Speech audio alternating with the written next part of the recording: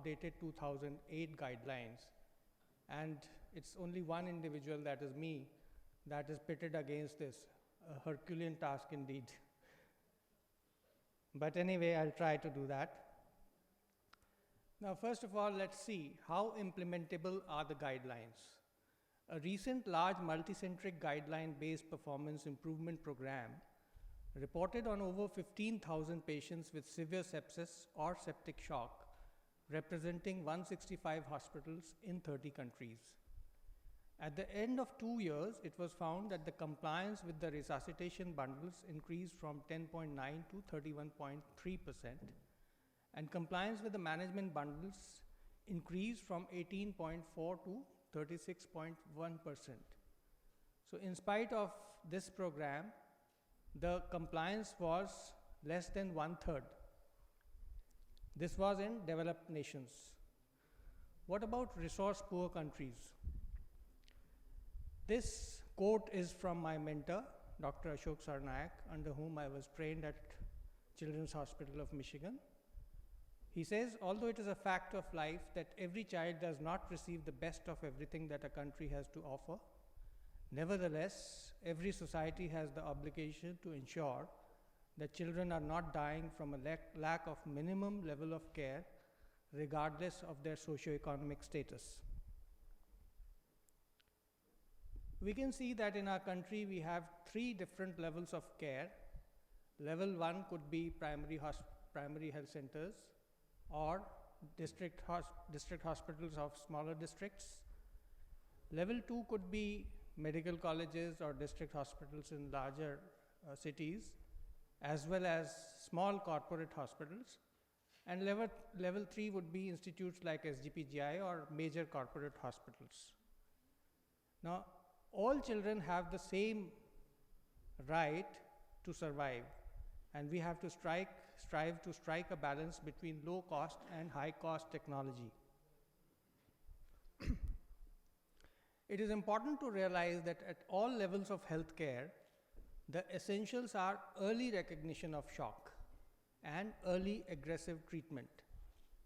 This intervention alone, that is, if one can recognize shock and if treat early with aggressive fluid and other therapies, this intervention alone is likely to make a profound impact on halting the progression of the disease process. And this is going to reduce the need for complex, expensive therapies which may not be available or affordable to all. Now, it is well recognized that 4 interventions, that is, early fluid resuscitation, supplemental oxygen, early use of antibiotics, and appropriate use of inotropes to the goals of threshold heart rate, normal mental status, capillary refill time of less than 2 seconds, and urine output of more than 1 ml per kg per hour improves outcome.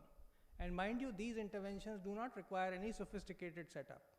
They can be done by well-trained personnel even at the primary health center level. Now, the evidence for aggressive fluid therapy came from this article of Carcillo et al., role of early fluid resuscitation in pediatric septic shock. This showed that only 1 out of 9 children who received about 70 ml per kg fluid in the first hour died, as compared to 15 of 25 of those who were receiving less than 40 ml per kg body weight. So therefore, the first step in pediatric sepsis resuscitation protocol is the rapid establishment of IV access and administration of a fluid bolus of 20 cc per kg as quickly as feasible, followed by additional boluses up to 60 cc per kg titrated to clinical monitors of cardiac output. And one of the best clinical monitor is heart rate. Of course, we have to keep in mind that there are not other confounders are not present, such as fever or anxiety. Then mental status should return to baseline. Capillary refill we have discussed. Urine output. These 4 are very, very important clinical indicators. And then pulse should be well felt. Extremities should become warm, and the respiratory rate should be normal. And blood pressure is mentioned in the last, because it is probably not a very, very sensitive indicator. Low blood pressure is a late sign, as we all know. Now, this intervention can be practiced almost anywhere, as we have discussed. And this evidence was also provided by one of the articles in Pediatrics, where early reversal of pediatric and neonatal septic shock by community physicians was found to be associated to improve the outcome tremendously, as the mortality rate was only 8% for patients treated in compliance with the guidelines, as compared to 38% who were not. This is actually a very time-limited protocol of the 2008 guidelines, and we'll be discussing this 2008 guidelines, what is the evidence and how it is applicable to us. As you can see here, the timeline initially says recognize decreased mental status and perfusion, maintain airway and establish access according to PULSE guidelines, and then push 20 cc per kg saline or colloid boluses up to and over 60 cc per kg. This is within 5 minutes, and correct hypoglycemia and hypocalcemia. And at 15 minutes, one should be able to recognize whether it is fluid responsive or fluid refractory shock. Now, according to these guidelines, the recommendation is to push up to and over 60 cc per kg within 15 minutes. Actually, it may not be practically feasible, that is one. And number two, if we actually closely scrutinize the original article of American Critical Care Medicine Society guidelines, we can see, which actually quotes this, that large fluid deficits typically exist and initial volume resuscitation usually requires 40 to 60 ml per kg, but can be as much as 200 ml per kg. Now, this sentence is supported by the references, which are 10 in number. If you actually see these references, 4 of these are in experimental animals. 4 examined parameters such as cytokines, mRNA expression, circulating adhesion molecules, and other such biochemical parameters. 1 examined quantitative left ventricular systolic mechanism, and only 1 article out of these 10 actually described mortality benefits in humans. Now, so let us see this 1 article, what is actually the benefit and what was done in this. This article had 3 groups of children. The group 1 received just 11 ml per kg in the first hours. Group 2 received 32 ml per kg in the first hour, and group 3 receives about 70 ml per kg in the first hour. And you can see that no group received, no child in fact received more than 88 ml per kg in the first hour. And therefore, such aggressive fluid therapy is probably not based on evidence. So one can see this in the editorial published in New England Journal of Medicine, that guidelines themselves are however subject to inherent problems and may paradoxically discourage needed research. We take them as gospel truth, which they may not be actually. We should also realize that too aggressive fluid may be harmful. And we all know as pediatricians that malnourished children may not tolerate high volumes. And a recent prospective study from India showed that rapid administration of fluids increased the incidence of hepatomegaly, pulmonary edema, and a greater need for endotracheal intubation. Moreover, the signs of left ventricular failure may not be very, very obvious in young children, because the liver may be enlarged or distended in many children, as we already know, with bronchiolitis and other conditions.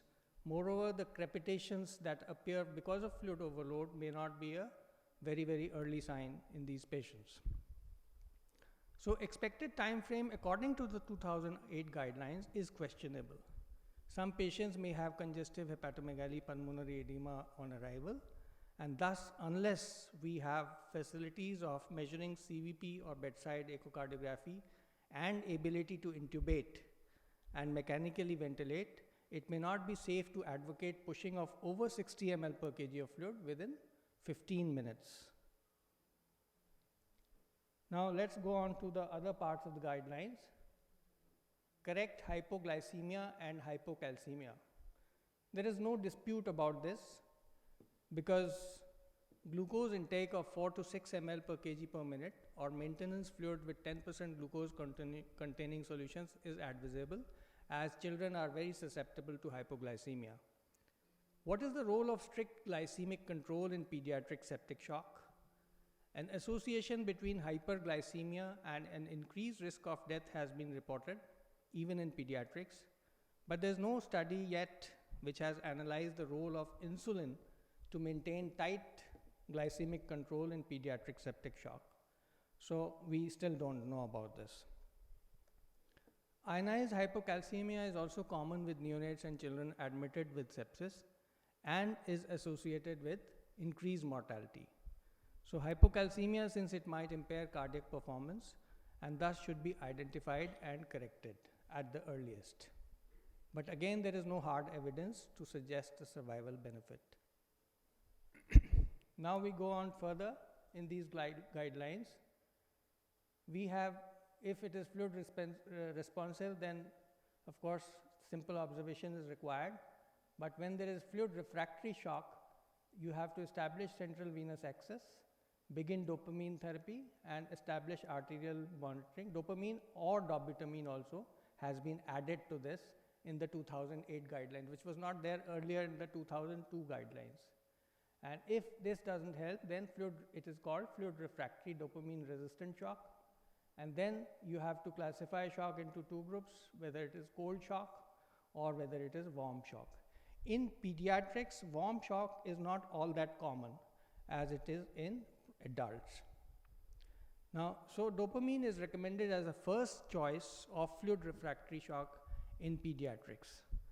2008 guidelines also mentioned dobutamine as an alternative, but according to the intensive care chapter of IAP, dopamine with or without dobutamine can be used as first-line drug for combining inotropy as well as vasopressor effect. The evidence for this is, again, there is no randomized control trial for these, although there were 5 pediatric trials. Now, basically, children can present with 3 pathophysiological states. One is that they can present with low cardiac output and high systemic vascular resistance. This is the commonest state that we see children in. This one is probably more common in adults, high cardiac output and low systemic vascular resistance, that is a vasodilatory state. And finally, this is the low cardiac output state and low systemic vascular resistance, which is almost a terminal state. So then the algorithm mentioned that epinephrine for cold shock and titrate norepinephrine for warm shock. And then it should be titrated to the normal clinical endpoints, plus, which was a lot of things were talked about this, central venous saturation of oxygen for greater than 70%.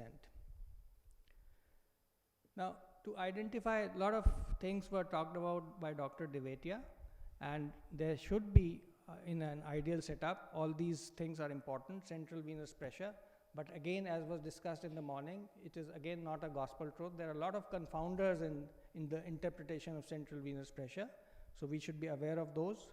Arterial blood pressure is, of course, almost necessary when you are treating a child with severe septic shock. Echocardiography, central venous oxygen saturation or mixed venous oxygen saturation, and cardiac output, and a lot of non-invasive methods are now available. But of course, in a resource-poor setup, whatever is possible, one can do. Plus, it is very important to understand the frequent close clinical observation for identifying the various clinical states. There is absolutely no substitute of good clinical observations. The best technology also cannot be a substitute for this. Now, evidence for usefulness of monitoring of cardiac output was provided by this study by Kane Vaiva, where he showed that outcome improved by keeping the cardiac index between 3.3 to 6 liters per minute per meter square. Numerous additions or changes of therapy occurred based on evaluation of cardiac index and SVR. And it was found that almost 20% of these children were receiving the wrong class of cardiovascular support altogether, and 36% needed the addition of a different class of cardiovascular therapy to reverse persistent septic shock. So there is no denying the fact that it sharpens your skills to manage patients if you have facilities available to monitor with sophisticated equipments. Another evidence that technology is beneficial was provided by this study by D. Oliveira, which found that the mortality was just 11.8% versus 39.2%, and fewer new organ dysfunction in those with goal-directed therapy using the endpoints of SCVO2 of more than 70%. So undoubtedly technology is beneficial, and wherever it is possible must be used for this purpose. Now another point that is given in the 2008 guidelines is that once patient is catecholamine resistant, then whether to use hydrocortisone or to not to use hydrocortisone, this actually is still very, very controversial still. And the reason is that a retrospective cohort study of prognostic factors associated with outcome in pediatric severe sepsis showed that use of any steroids was associated with increased mortality. This was a huge data base on which this study was drew the conclusions. Moreover, the problem with interpretation of previous studies of steroids is that the majority of existing studies in the field have measured plasma total cortisol levels. And as we know, 90% of cortisol is bound to cortisol binding globulin, and some of it is also bound to albumin. So which decreases, the cortisol binding globulin decreases in acute critical illness. So the interpretation of all these studies is quite erroneous. Actually, we are conducting a trial in our own department where we are measuring salivary cortisol levels to find out what happens to free cortisol levels in these patients of septic shock. So only when free cortisol levels are found, then only one will be able to say whether cortisol is actually depressed or there is relative adrenal insufficiency in these patients or not.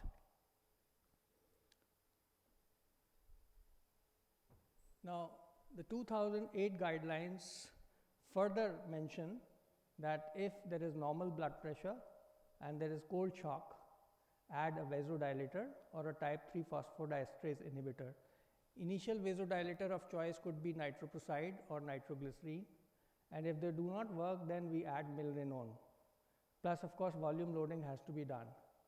If the low blood pressure continues with cold shock, then the dose of epinephrine may have to be increased. And if there is warm shock, then norepinephrine is the drug of choice. Vasopressin has been removed from the 2008 guidelines now, because no trial has actually shown benefit of vasopressin in pediatric septic shock.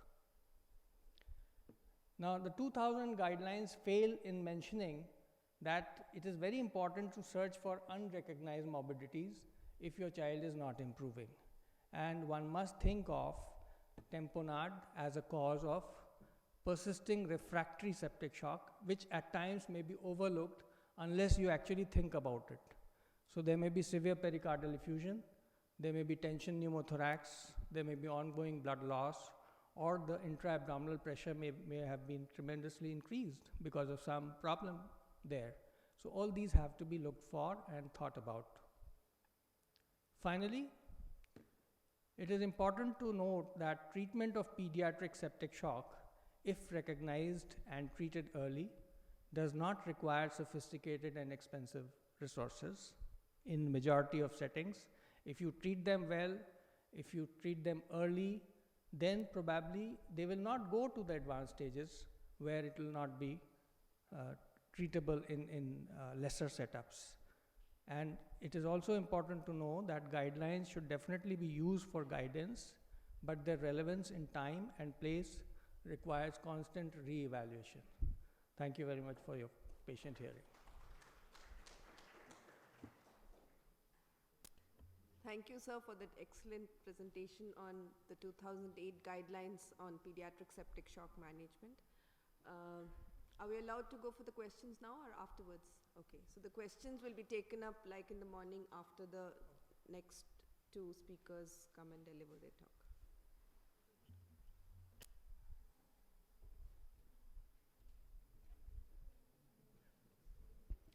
Ladies and gentlemen, we now come to a pro-con debate. The topic. Since the subsequent two topics are totally different, can we maybe finish off with the questions with this, if you allow us? Sure, ma'am. Sure. Okay. Any questions on Dr. Goville's talk?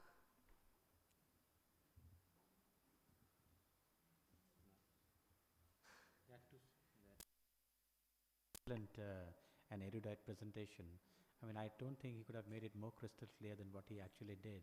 He made this point very clear that you can't really extrapolate the adult guidelines into children guidelines, and then on top of it took into consideration the issues that come up in a developing country, the resource constraints that we have to face, and in spite of that, and children are not as precious a commodity as they are in the Western world. So maybe our approach has to be slightly different because we have to work within those constraints. Thank you, Dr. Yogesh. It was an excellent presentation. And if there are no more questions, then we carry on to the next session.